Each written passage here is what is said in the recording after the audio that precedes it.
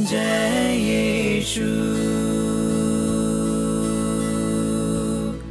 जय यीशु।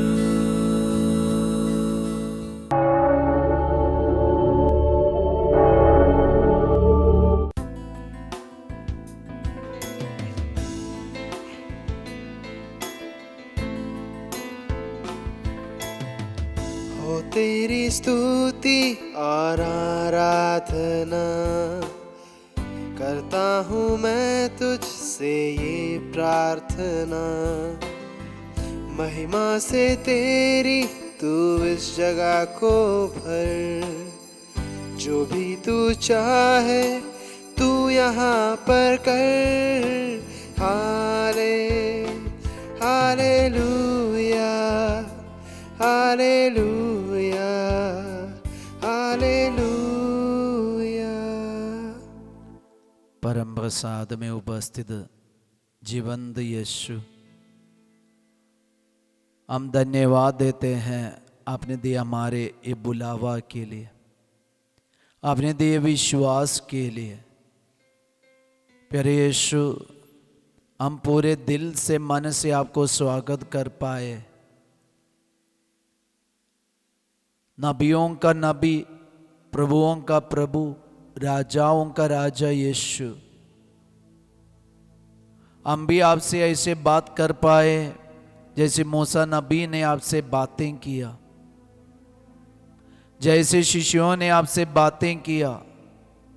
प्रभु, आज हम भी अपने जीवन में आपका दर्शन कर पाए, आपका दर्शन से हम उत्साहित होकर पवित्र जीवन बिता सके। यीशु की माँ, हमारे लिए प्रार्थना कीजिए, हमारे घर के लिए, परिवार के लिए। प्रणाम मरिया, कृपापूर्ण, प्रभु तेरे साथ है, धन्य तू स्त्रियों में और धन्य तेरे गर्भ का फल यीशु। ए संत मरिया, परमेश्वर की माँ, प्रार्थना कर हम पापियों के लिए, अब और हमारे मरने के समय। आमीन। हालेलुया। यीशु की स्तुति हो, यीशु की आराधना हो। हालेलुया। आज का पवित्र वचन है संत योहन का सुसमाचार, अध्यक्ष वचन संज्ञा 14। लोग ईसा का ये चमत्कार देकर बोल उठे, निश्चय ही ये वे नबी है जो संसार में आने वाले हैं। निश्चय ही ये वे नबी है जो संसार में आने वाले हैं। जब यीशु लोगों के सामने रोटी का चमत्कार किया और बहुत सारे चिन्ह प्रकट किया, लोग सोचने लगा यही है आने वाले नबी। जब नबी की बात लेते हैं, सभी यहूदियों के मन में अचानक आने वाला एक नाम है मूसा नबी। आज यीशु हाथ में रोटी लेकर पिता ईश्वर को धन्यवाद देते हैं और ये बात सुनकर अभी लोगों के मन में एक सोच आया, ये मूसा नबी जैसे आने वाले नबी है। क्योंकि मूसा नबी ईश्वर से बातें किया, उन्होंने ईश्वर का दर्शन किया और ईश्वर से बातें किया एक दोस्त जैसा। तो आज यीशु भी हाथ में रोटी लेकर पिता से प्रार्थना करते, बातें करते, तो लोगों के मन में एक सोच आया कि वह ये सच में एक नबी है। और ये नबी के बारे में यीशु क्या कहते? जब लोगों के मन में ये सोच आया, यीशु यहाँ एक रहस्य प्रकट करके देता है। लोग यीशु को नबी मानते थे, लेकिन यीशु इस वक्त लोगों का विश्वास और भी गहराई में लेके जाना चाहते हैं। मैं सिर्फ नबी नहीं, नबियों का नबी और प्रभुओं का प्रभु वही ईश्वर जिन्होंने मूसा से बातें किया है। अब यीशु इनको कैसे स्पष्ट कर रहे हैं। हम आपको बताएंगे, जब हम बाइबल में पढ़ते हैं कि निर्गमन ग्रंथ में नबी मूसा ईश्वर से बातें किया और लोगों के अंदर एक विश्वास था कि मूसा ने ईश्वर को देखा है। वह सच में क्या हुआ है? वचन में हम पढ़ते हैं, निर्गमन ग्रंथ अध्याय 33 वचन संख्या 11 में वचन में लिखा है, जिस तरह एक व्यक्ति दूसरे व्यक्ति से बात करता है, उसी तरह प्रभु मूसा के आमने सामने प्रकट होकर उससे बात करता था। तो मूसा और ईश्वर के बीच में ऐसी एक रिश्ता था। ये रिश्ता के कारण है आज मानव के लिए 10 आज्ञाओं को मिला और ईश्वर का वचन ऐसे ही मिला।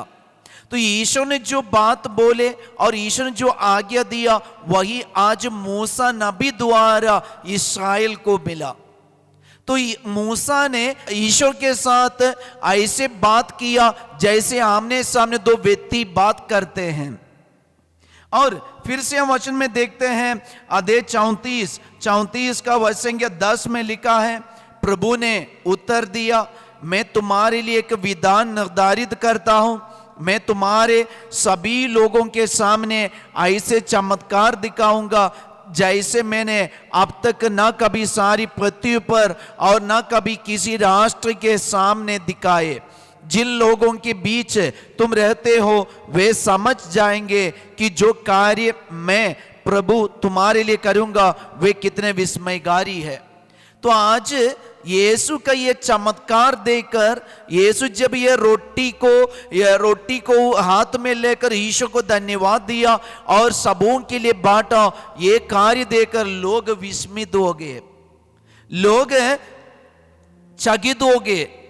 तो लोगों के मन में ये सोच आया और लोग इसलिए कह रहे कि यही है क्या वही आने वाला नबी। तो ये नबी का सोच से यीशु इनको कहां लेके जा रहे। हम फिर से योहन का सुसमाचार अध्याय 1 वचन संख्या 18 में हम पढ़ते हैं यीशु इसके विषय में क्या कहते हैं। वह वचन में लिखा है,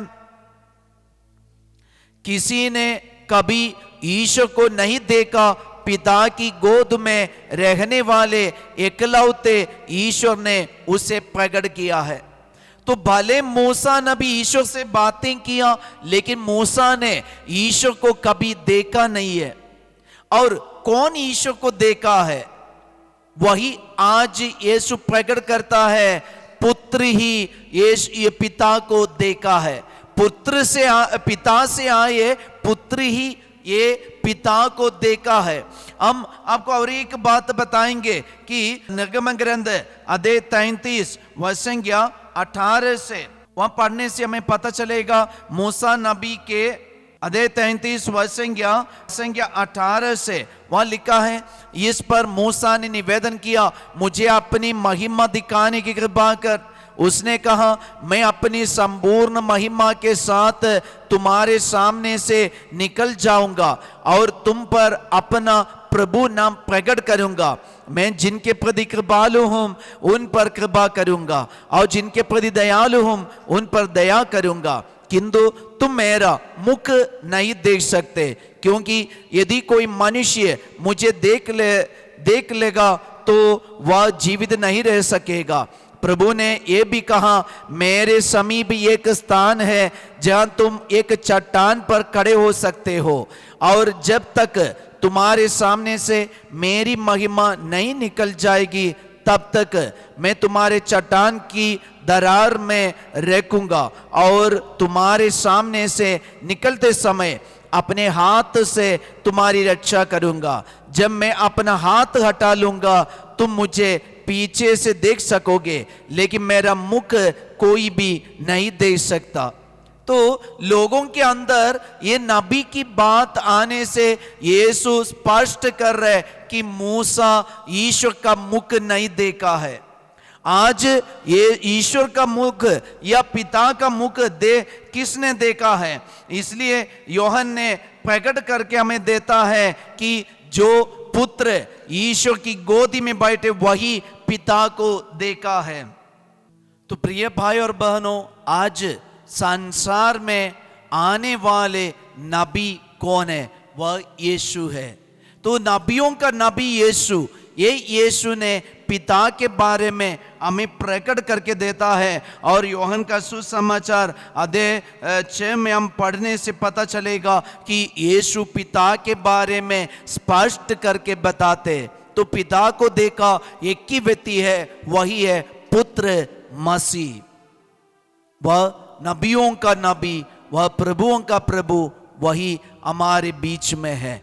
तो आइए हम स्वीकार करें, हमारे जीवन में यीशु को स्वीकार करें। यीशु हमें पिता को प्रकट करके देंगे, और पिता जिसको प्रकट करके देता है वही पुत्र को पहचान पाएंगे, और पुत्र जिसको प्रकट करके देता है वही पिता को देख पाते हैं।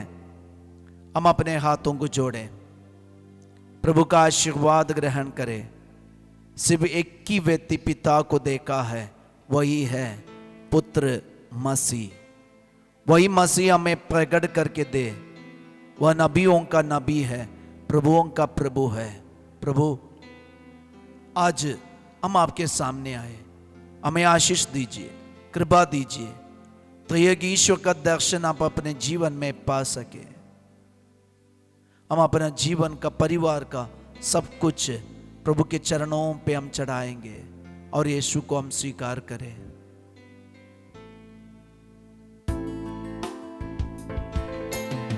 सारे जहां में तुझसा कोई नहीं, तुझको छोड़ कोई प्रभु है ही नहीं।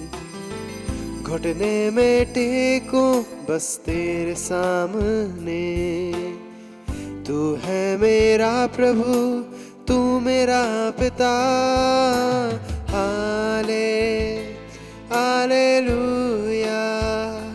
Hallelujah, hallelujah. सबको जय यीशु। Have a blessed day.